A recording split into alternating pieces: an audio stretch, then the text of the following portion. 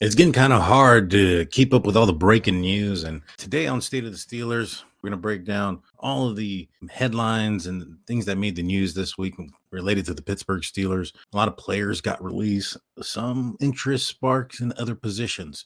We'll get into that and much more. So it started off with a couple of pair of safeties or part-time safeties being released. Keanu Neal, he ended up being released due to some failing his physical. It's unfortunate. He got hurt last year against the Packers. He ended up coming up big with a turnover, falling, I think, on the ball or something like that, injured his chest area, and he never made it back, onto the field. And apparently he's still not healthy, still not able to pass a physical.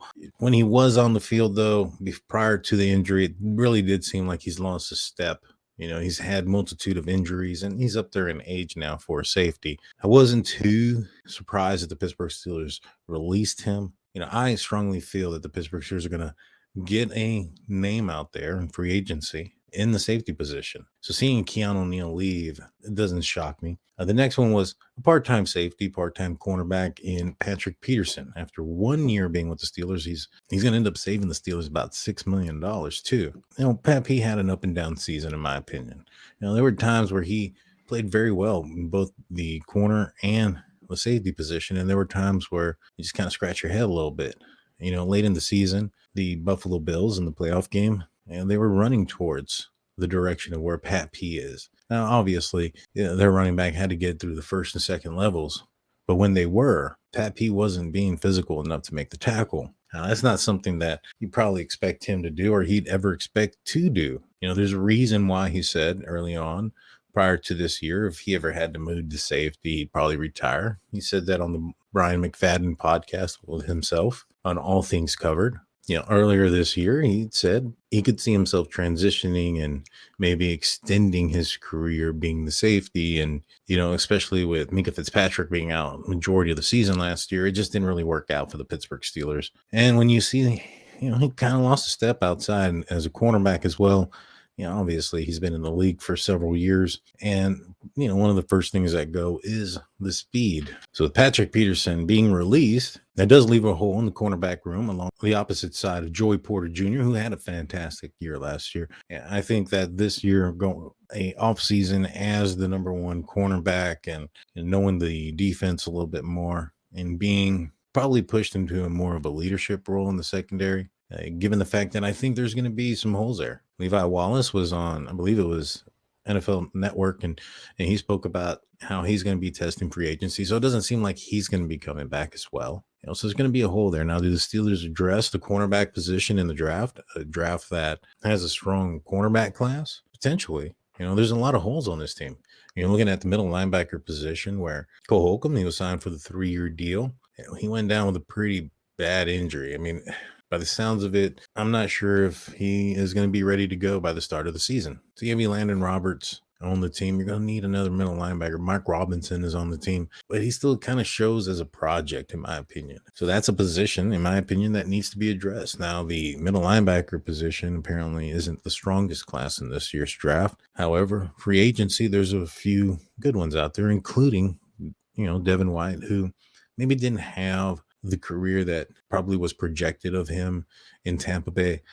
He did well early on. When I read and looked into some Tampa Bay articles, and they talk about his stats mainly being a product of being on the field a lot, and that he wasn't as good as the stats were indicating. Maybe perhaps a fresh place, new place, perhaps an organization with the history that the Pittsburgh Steelers have, could change his career around a little bit. There's Patrick Queen. He's going to be out there as well. Some other guys too that I could see the Pittsburgh Steelers going up and getting. But I do think that position is going to be addressed. Free agency. There's been a lot of talk about Deontay Johnson being traded, and I don't think that's going to end up happening. And I don't think the Steelers really, really want to do that. The main reason being is, if you lose Deontay Johnson, you're left with George Pickens and Allen Robinson was released today as well. And you have Calvin Austin, who's got some wheels on him. It can burn a few people, but, we haven't seen him being explosive on something that isn't a go route. So there are a little bit of concerns when it comes to, him possibly being the replacement of Deontay Johnson if he ends up leaving. So I think you just leave yourself with a big hole.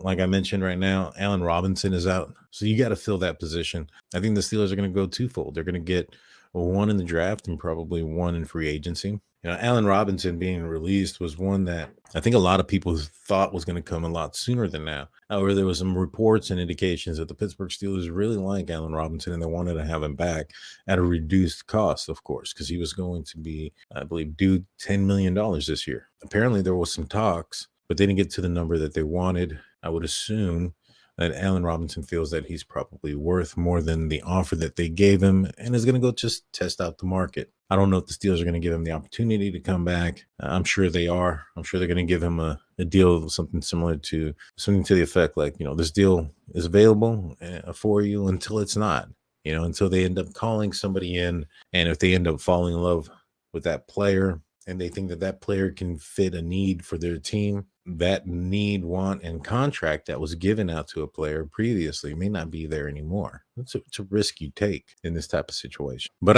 I tend to think in today's age that, agents who talk to other agents and during combines when agents and coaches are around and owners are around, I wouldn't be surprised if conversation about the worth of the value of Allen Robinson. And perhaps Allen and his agent think that there's a better opportunity out there for him to get more playing time and or a little bit more money. Either way, he's got to go get his money. If he has an opportunity somewhere else that's going to pay and play him more, by all means. But it does leave a hole for the Pittsburgh Steelers. He was the slot receiver primarily. The Steelers really don't have a receiver of his size and stature for the slot position. I mean, you can probably maybe move George Pickens inside, but that can't be an every time situation. Miles Boykin is a free agent as well. You're going to re-sign him and have him in there. That's not explosive, in my opinion. It's not explosive enough. So the Steelers need to go get a guy. Do they look at a veteran receiver, somebody that can lead the room that's very young? Or do they go out and get another young player and allow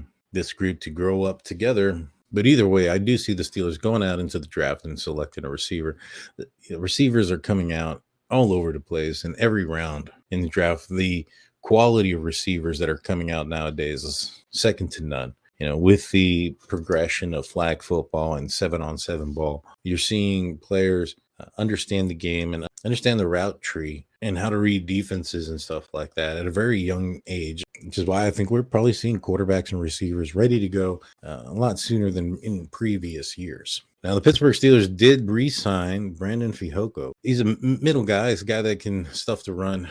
That's his specialty. Steelers ended up getting him last year. Really didn't use him too often throughout the year. So I think this guy's just probably more depth than anything else. We're probably going to see the Steelers target interior defensive line sometime in the draft. They probably have their eye on a specific person or two. And, Fihoko is going to be that insurance or liability in case they don't get whoever it is that they have their eye on. Now, the Pittsburgh Steelers had a center visit as well this week. Former Kansas City and former Buffalo Bills, most recently of the Buffalo Bills, Mitch Morse, came for a visit for the Pittsburgh Steelers. That was a cap casualty from the Buffalo Bills, mainly because of the quarterback situation that they have there and how much they're paying their QB. And he's a good center. He was drafted in the second round, 49th overall, to the Kansas City Chiefs. He ended up signing a 4-year, $44.5 million contract in 2019. That made him the highest paid center in the league at that time. So you don't become the highest paid center at that time without being pretty dang good. He would then sign a 2-year extension for about just shy of $20 million. It appears that the Buffalo Bills really like this guy, and this guy was just a cap casualty. I think, the Pittsburgh Steelers released Mason Cole very early on after the season ended. And that's something that's kind of uncharacteristic of the Pittsburgh Steelers. Typically, in years past, they really didn't leave any position of need open until they had that position filled by the next person. Many times the Pittsburgh Steelers would go into free agency and pick up a player or position of need and then pick another player in that same position in the draft. The draft is something that is unpredictable. You never know who can move up in front of you. You never know what team that's already in front of you has interest in the same player that you have, et cetera, et cetera. So when they released Mason Cole so early, I felt that the Pittsburgh Steelers probably had a center in mind. Now, was Mitch Morse the center in mind? I don't think so. I mean, I think that if he was, he probably isn't going to go visit the Jacksonville Jaguars, which he is doing, or by the time you listen to this, has done. Could it be that, the Steelers brought him in to do their due diligence on the guy? And they brought him in because they can bring him in right now. He's been released so he can sign wherever he wants. He does not have to wait until March 13th like the rest of the unrestricted free agents who weren't released. And so for him to have left the building and head to Jacksonville tells me that perhaps he isn't the guy that the Steelers were eyeing in on. But the fact that they brought him in, got to talk to him, maybe perhaps this is a sign that if they don't get the guy that they want relatively soon in the next few days, if Jacksonville just doesn't sign him right then and there, then maybe perhaps once the tampering period starts and they can get an idea of the actual center they may be interested in, what kind of deal they can get done. If it don't work out, they can always come back to Moore, see if he's still available. And they've already talked to him and built some sort of rapport. But I expect that this position be filled by free agency. And with free agency, you have a little bit more control. With the draft, it's uncontrollable. Like I said, you can't predict what other teams are going to do and what other teams are willing to do. So with that said, let's talk about the other big breaking news story that's been around. That's Russell Wilson. And Russell Wilson was released a couple of days ago. It was no surprise. It's been in rumors for a while. And with rumors of his release, so were the ties to the Pittsburgh Steelers. Whether it was his tie with the business that he is on the board of, has some sort of relationship with Acrisure, or they're a part of, or a sister company, something to that effect. But there was also rumors coming from former NFL players, may have conversations with other players and teams, perhaps maybe in a conversation with Russell Wilson himself. One of those players was Chan Johnson. He said about a couple of weeks ago, maybe, that a little birdie told him that Russell Wilson was going to be a Pittsburgh Steeler. Now, I'll be honest with you, this is not my most ideal situation, bringing in a Russell Wilson. To me, I think there's a lot of red flags there. And, the Steelers aren't a team that throws over the middle for whatever reason. And Russ being 5'10", throwing over the middle really isn't his thing either. He's also 35 years old. He'll be 36 throughout the season. So I really can't see Russ as being the long-term answer. There's some rumors going around about what the Pittsburgh Steelers think or may think of Kenny Pickett. There was also the thought that the Pittsburgh Steelers were going to bring in Mason Rudolph. In my opinion, if Russell Wilson ends up signing with the Pittsburgh Steelers, that faith in Kenny Pickett, that question I asked last week, is the faith real? I think that there's a definite answer there. If you end up going and getting a Russell Wilson, the fact that they're meeting with Russell Wilson should be some sort of indicator to you. In Ben Roethlisberger, third, fourth year, how many quarterbacks did the Pittsburgh Steelers bring in just in case they can improve their team? Because they have to cross all avenues. I don't think that was a situation that was built just here recently while Kenny Pickett has been, the quarterback for the Pittsburgh Steelers. I think that's been a thing for a while. And back when Ben Roethlisberger was going into his third year, he was already a Super Bowl winning champion. And there was no question that he was the franchise guy, that he was going to be the future for the Pittsburgh Steelers for years to come, which he became. And he's going to be a gold jacket guy as well. But I don't remember a time that the Steelers brought in another quarterback like that until they drafted Mason Rudolph in 2018 in the third round. So it's not really the biggest push in the world for his position, in my opinion. You know what I'm saying? So to me, bringing in Russell Wilson kind of tells me that there isn't as much faith in Kenny Pickett as some may perceive. Now, I understand that the Steelers have come out saying they have full faith in him and they're not turning their backs on him, et cetera, et cetera. But what player that was currently on the team or on the roster that the Pittsburgh Steelers said that they would turn their back on, or said that they didn't have faith in them? I guarantee you, Mitch Trubisky was still on this team, and there was a game tomorrow, and Kenny Pickett wasn't available, and Mitch Trubisky was the only quarterback on the team, then you would hear the coach and the staff and the GM come out and say they have full confidence in Mitch Trubisky and that he's going to step up and do what he needs to do to win the game. Whether they believe what they're saying or not is unlikely given what we've seen of Mitch Trubisky in a Pittsburgh Steelers uniform. Now, this is a big year for Kenny Pickett. After this year, the Steelers need to make a decision if they're going to sign his fifth-year option. Now, if Russell Wilson comes in and stays relatively healthy for the entire season, which Russell Wilson has been known to stay relatively healthy, how are you going to be able to evaluate if Kenny Pickett took another step? Last season in preseason and training camp, the Steelers thought they may have found their guy. He had a perfect passer rating throughout the entire preseason. Not so much once the regular season started. So what is he going to show in shorts and shirts and in preseason if they end up going with Russell Wilson to start the year what is he going to show throughout the year that's going to make the Steelers think that they're going to give him his 5th-year option? They know football. Mike Tomlin knows football. I don't think they need 3 years to figure out if somebody can't play or not. Just my thoughts on that. And I know that there's some thought there that maybe perhaps Russell Wilson will be okay being a backup. There's another team that he already visited and another team that he's about to visit, one being the Giants, one being the Raiders. So he has options. Why is he going to go to a place where he's either going to compete or they're going to give him the backup job? He's getting paid just shy of $40 million, whether he's on the bench, on the couch, or on the field, regardless of anything. So why limit himself to one team if he's going to be the backup? For instance, don't you think it'd probably be a smarter idea for Russell Wilson if all he's getting is offered backup jobs to stay readily available and healthy in case somebody goes down, so he's given an opportunity to not be a backup? At the end of the day, if he's going to sign a 1-year deal, it's a prove-it deal. He's going to want to be able to have the opportunity to prove it. So Russell Wilson, meeting with the Pittsburgh Steelers, in my opinion, is a huge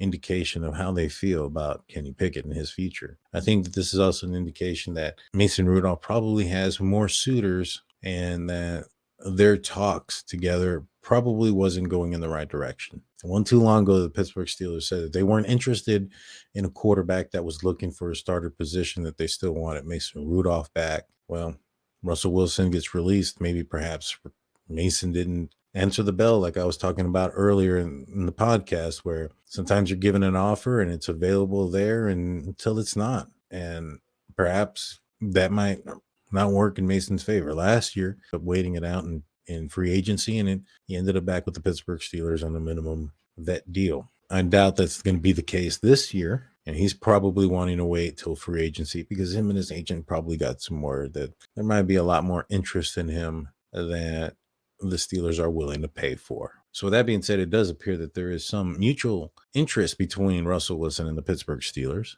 Apparently, reports are going around that Russell Wilson had a great meeting with the Pittsburgh Steelers. Apparently, he sat with Arthur Smith, the Pittsburgh Steelers offensive coordinator, for hours, and that he looked happy. It was also reported that he reached out to some of the players in advance. I wonder if he did that in New York, and if he's doing that with Las Vegas. If that's just something that he did with the Pittsburgh Steelers, that kind of tells you this is where he may want to be. I mean, you have a defense that is championship ready.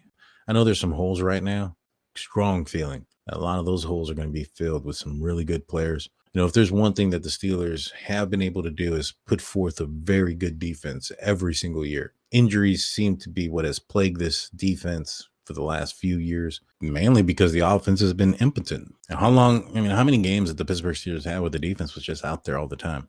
Fatigue and injuries are a product of that. The Pittsburgh Steelers couldn't get first downs to save their life early on this season. They couldn't stay on the field offensively. The Steelers have some great receivers. They have a 1-2 punch at the running back position. In my opinion, they have an up-and-coming tight end in Pat Freiermuth, and I think Darnell Washington's probably going to get a little bit more action under Arthur Smith. The Steelers go out there and get a good name or big name as a center and move Broderick Jones to a left guard and get a right tackle. I know it's a lot of ifs and this and that, but I think those are probably moves that are going to happen this offseason. Like Art Rooney said, Mason Rudolph was able to show what this offense was capable of with good quality quarterback play. What about if with great quarterback play? How far can this offense go? The quarterback wasn't just average or just okay. Now, I'm not saying Russell Wilson is that. I ain't got my concerns. But at one point, he went to 2 Super Bowls. He won 1. He has 9 Pro Bowls under his belt. And last season, he had 26 touchdowns to 8 interceptions. Now, I also think, given the fact that Russell Wilson is 35 years old, that he will be, in fact, mentoring a quarterback beneath him. Perhaps just not only will it be Kenny Pickett, I think that the Pittsburgh Steelers are probably going to go out there and get a quarterback in the draft. I don't think they want to make the same mistake where they waited for their starting quarterback to retire before they look into the position and falling into one of the worst quarterback drafts in history, because that's a position of need. I think they're going to want to address it now. Maybe perhaps they do sign Russell Wilson to a 2 or 3 year deal. I think that's probably the max you can get out of him. You see how he does this year. You probably have some sort of clause that lets you get out of his contract next year if he ends up being a guy that stinks it up this year. I think you want to go in with a homegrown quarterback for the future, somebody that's been developed by the Pittsburgh Steelers and has bought into the Steelers' way, so to speak. And those players are usually drafted. So I think that there's a good chance that the Steelers get a quarterback in the draft. And maybe it's a little bit higher than we all anticipate. The only time will tell. Russell Wilson still is going to go meet, I believe, with the Las Vegas Raiders, and we'll see what happens March 11th. I know that there's some folks that are saying that maybe perhaps this is a situation where they're trying to pressure Mason Rudolph to sign his contract. I think that contract's out the window, guys. You don't sit with Russell Wilson all day for hours and contacting teammates if you're just trying to pressure somebody else. I think there's some real interest there. And we'll see how it goes. Well, guys, that's all I got for you guys today. Please hit that like and subscribe button and ring that notification bell. On your way out, don't forget to share this content with all your friends and family members that are Steeler fans. I appreciate every one of you guys. Peace.